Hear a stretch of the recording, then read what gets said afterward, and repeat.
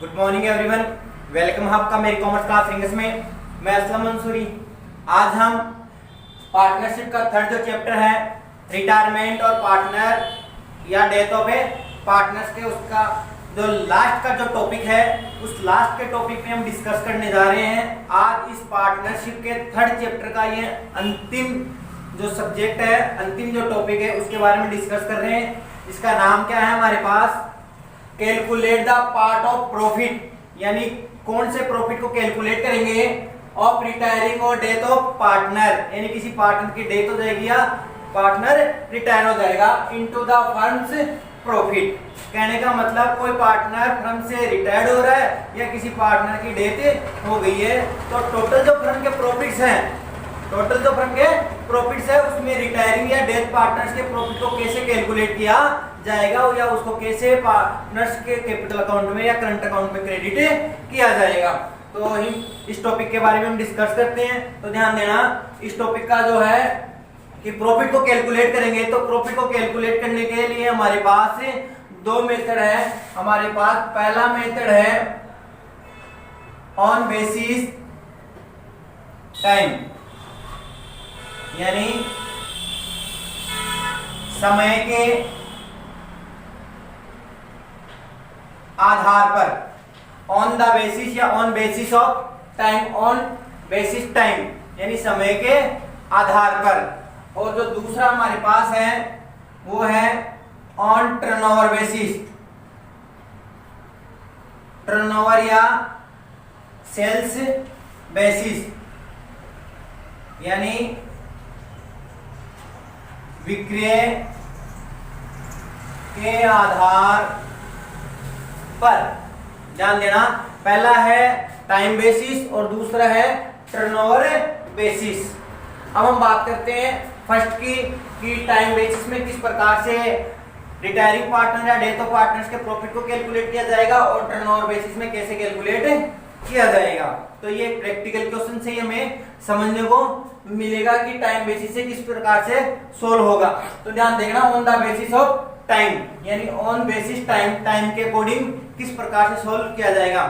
इस मेथड में इस बेसिस पे क्या किया जाएगा, जो पार्टनर्स कैपिटल अकाउंट आपका है या उससे पहले आपके पास हमारे पास बैलेंस शीट मेंटेन है, उस बैलेंस शीट में मेनी ईयर के प्रॉफिट हमारे पास दिए हुए रहते हैं। उन मेनी ईयर्स के प्रॉफिटों को से हमें क्या प्रॉफिट निकालना पड़ेगा, एवरेज प्रॉफिट कैलकुलेट करना पड़ेगा। तो इसमें सबसे पहले हमें एवरेज प्रॉफिट को कैलकुलेट करना पड़ेगा। एवरेज प्रॉफिट को कैलकुलेट करने के बाद में हमें प्रोपोर्शनेट प्रॉफिट भी कैलकुलेट करना पड़ेगा, यानी जितने टाइम तक का डेथ पार्टनर्स की डेथ हो रही है, पार्टनर रिटायर्ड हो रहा है करंट ईयर में, जितने टाइम का 2 महीने 3 महीने 6 महीने उतने टाइम का हमें प्रॉफिट कैलकुलेट करना पड़ेगा, उसको बोलना पड़ेगा प्रोपोर्शनेट। प्रोपोर्शनेट प्रॉफिट कैलकुलेट करना पड़ेगा, यानी आनुपातिक। ध्यान देना, on the time basis, time basis में क्या है, सबसे पहले जो आपके पास प्रॉफिट है मेनी ईयर्स के of last year, many year of last year, यानी लास्ट ईयर के जो प्रॉफिट्स है उन प्रॉफिट्स का हमें टोटल करना पड़ेगा। टोटल करने के बाद में अपॉन करके एवरेज प्रॉफिट को कैलकुलेट किया जाएगा। एवरेज प्रॉफिट का निकालने के बाद में, कैलकुलेट होने के बाद में कितने टाइम तक बिजनेस में वो पार्टनर करंट ईयर में रहा उसका हमें प्रोपोर्शनेट प्रॉफिट निकालना पड़ेगा। जैसे ही प्रोपोर्शनेट प्रॉफिट आता है उस प्रॉफिट को रिटायरिंग पार्टनर, रिटायरिंग जो पार्टनर है उसके कैपिटल अकाउंट या करंट अकाउंट में क्या कर दिया जाएगा, क्रेडिट कर दिया जाएगा। ध्यान देना, टाइम बेसिस में एवरेज प्रॉफिट निकाल लिया मेनी ईयर से, एवरेज प्रॉफिट निकालने के बाद में प्रोपोर्शनेट प्रॉफिट निकालना पड़ेगा और प्रोपोर्शनल प्रॉफिट निकाल लेंगे उसके बाद में रिटायरिंग पार्टनर कैपिटल अकाउंट या करंट अकाउंट में उसमें क्रेडिट कर दिया जाएगा। तो यहाँ इसका जो हमारे पास जो फॉर्मूला बनेगा, हमारे पास इसका जो फॉर्मूला बनेगा वो इस प्रकार आएगा। तो ये आ रहा है हमारे पास नेट प्रॉफिट, जो उस ईयर का हमारे पास नेट प्रॉफिट दिया हुआ है या प्रोपोर्शनेट जो प्रॉफिट दिया हुआ है, इनटू हमारे पास जो रिटायरिंग पार्टनर हो रहा है उसका शेयर क्या है, share of retiring partner. Retiring partner का क्या शेयर है, इनटू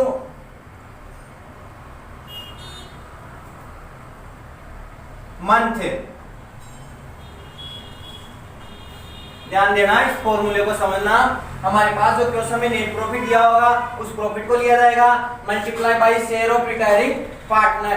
कहने का मतलब जैसे ये पार्टनर है ए बी और सी 3:2:1 में है यहाँ पे, और हमारे पास बी रिटायर्ड हो रहा है या बी की डेथ हो गई, तो बी का शेयर कितना आया हमारे पास 2/6। तो यहाँ शेयर ऑफ रिटायरिंग पार्टनर का 2/6 आया। और हम सपोज करते हैं कि इसने बिजनेस में सिर्फ 3 मंथ के बिजनेस में काम किया, तो यहाँ क्या आ जाएगा 3/12 है। इस प्रकार से इसको प्रॉफिट को कैलकुलेट कर दिया जाएगा। अब बात करते हैं ऑन द टर्नओवर या ऑन द सेल बेसिस।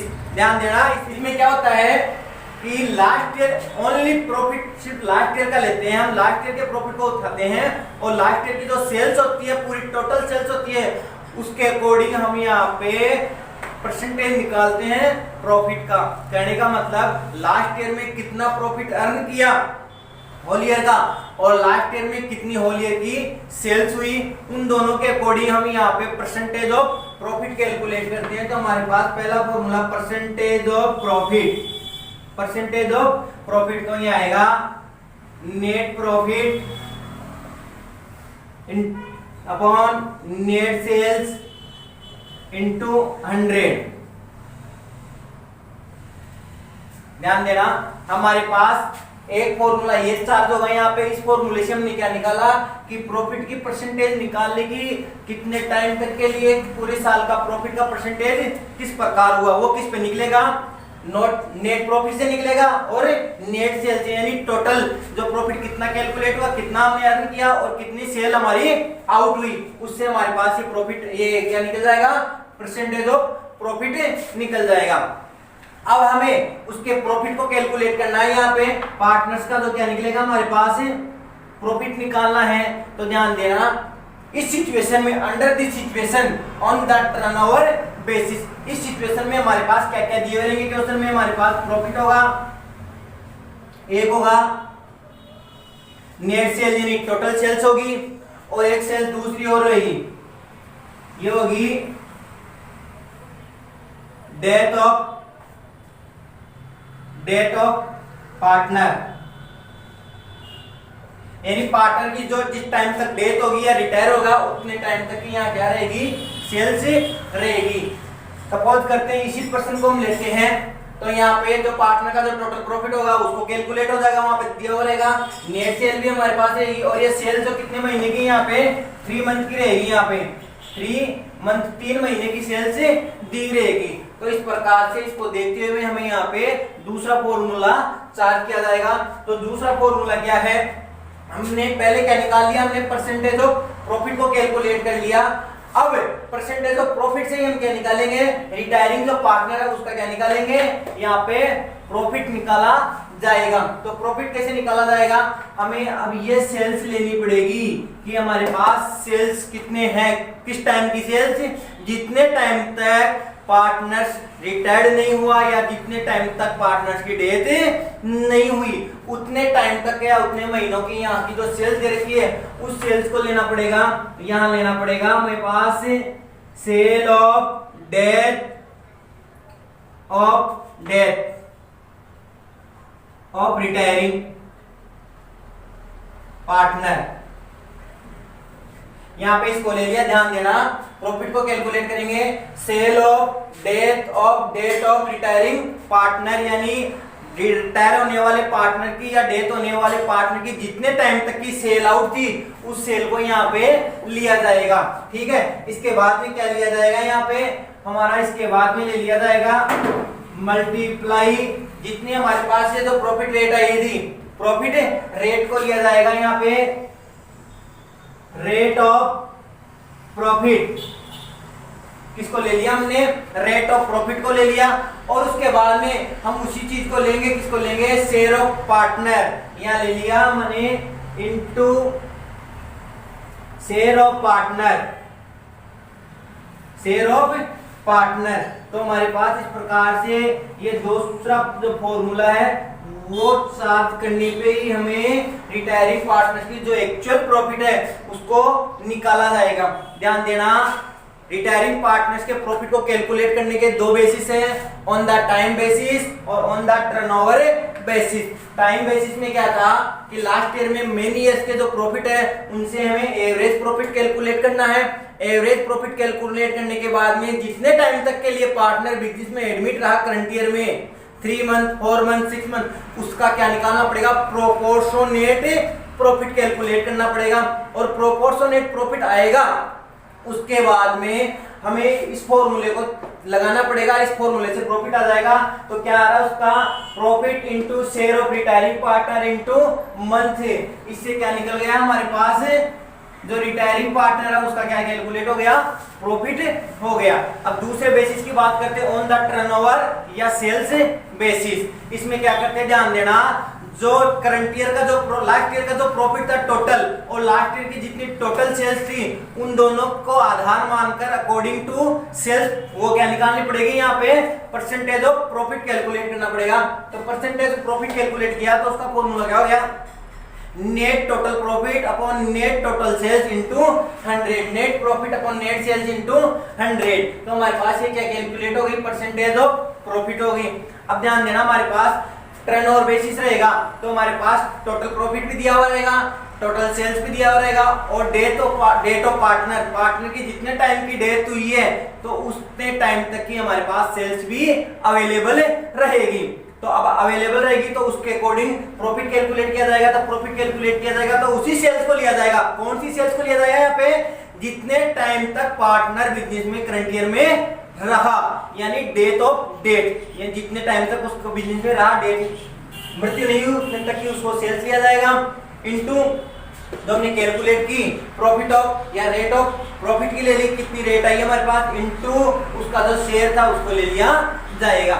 इस प्रकार से हमने दोनों मेथड से यहाँ पे कैलकुलेट कर लिया। अब यहाँ पे जो एंट्री होगी वो एंट्री किस प्रकार से होगी उसको भी एक बार हम यहाँ दिखा देते हैं। उसकी एंट्री हो जाएगी हमारे पास profit and loss suspense account, P and L suspense account debit to retiring partners capital account, ये एंट्री हो जाएगी यहाँ पे। तो क्या एंट्री हो जाएगी, दोनों की सेम एंट्री होगी हमारे पास, profit and loss suspense account debit to retiring और डेथ पार्टनर कैपिटल अकाउंट। ये एंट्री हो गई हमारे पास। ध्यान देना क्या एंट्री होगी, P and L suspense account debit, profit and loss suspense account debit to retiring या death of partners capital account. तो यहाँ क्या किया जाएगा, अमाउंट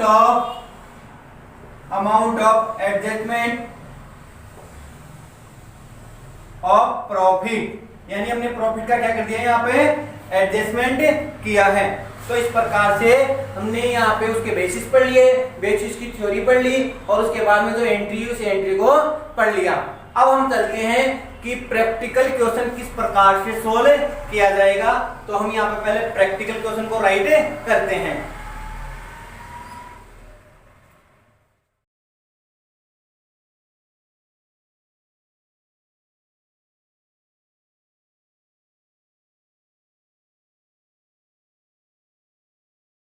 तो आगे हम इस न्यूमेरिकल क्वेश्चन को पढ़ते हैं और सॉल्यूशन करते हैं। देखो हमारे पास इलेक्ट्रिशियन क्या दे रखा है, ए बी सी 3 पार्टनर यहाँ पे, आर यू रेशियो दे रखा 3:2:1। इसके सॉल्यूशन को देखते हैं।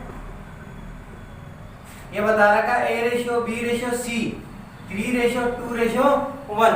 आगे करते हैं, सी की डेथ हो गई, यहाँ पे सी की डेथ हो गई है, यानी सी का पार्ट कितना 1/6 आ गया। यहाँ पे इनका टोटल करने पे 1/6 आया। 30 जून 2017, ध्यान देना 30 जून 2017 को डेट हो जाती है सी की। आगे चलते हैं। और पार्टनरशिप अकाउंट क्लोज कब होते हैं? 31 मार्च।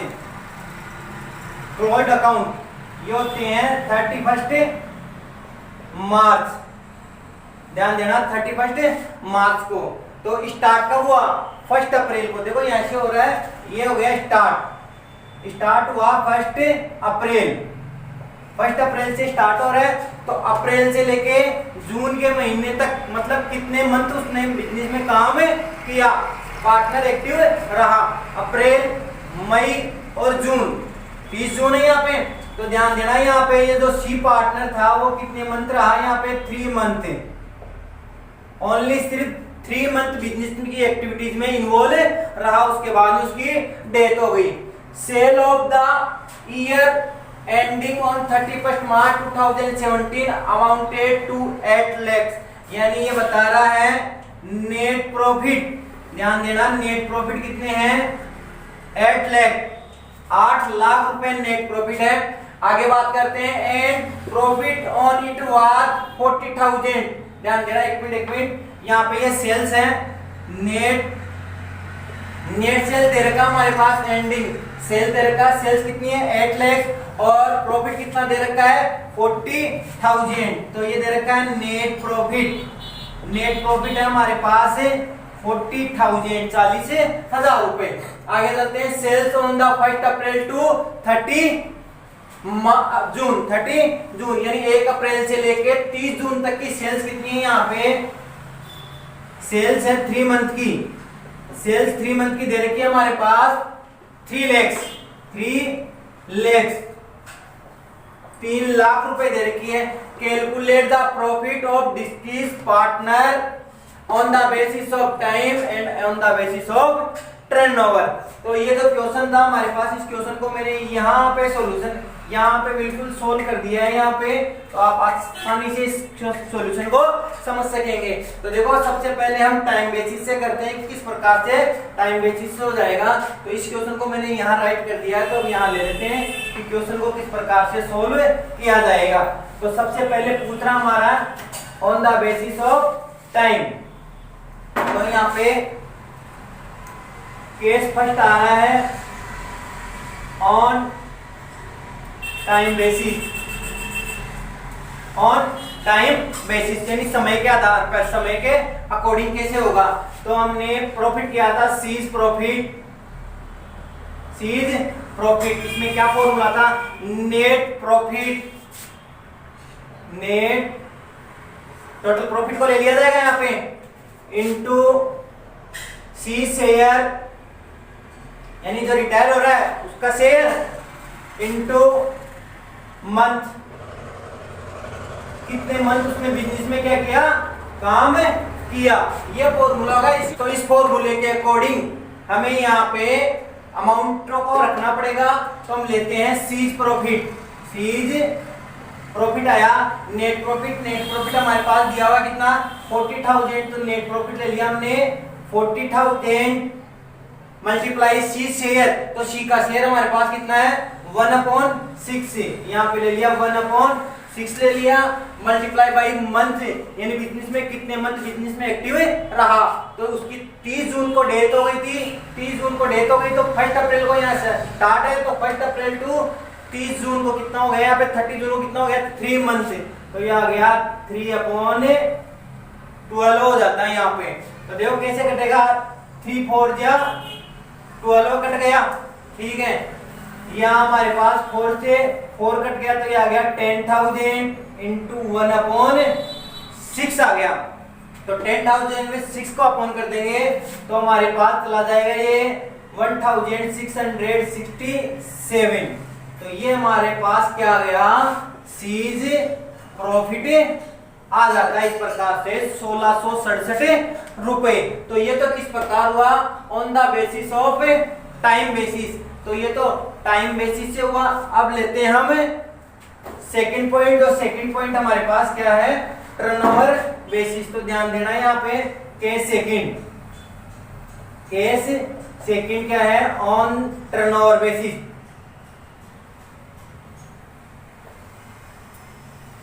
Turnover basis. तो टर्नओवर बेसिस में क्या बताया था, first of all rate of profit calculate किया जाएगा यहाँ पे।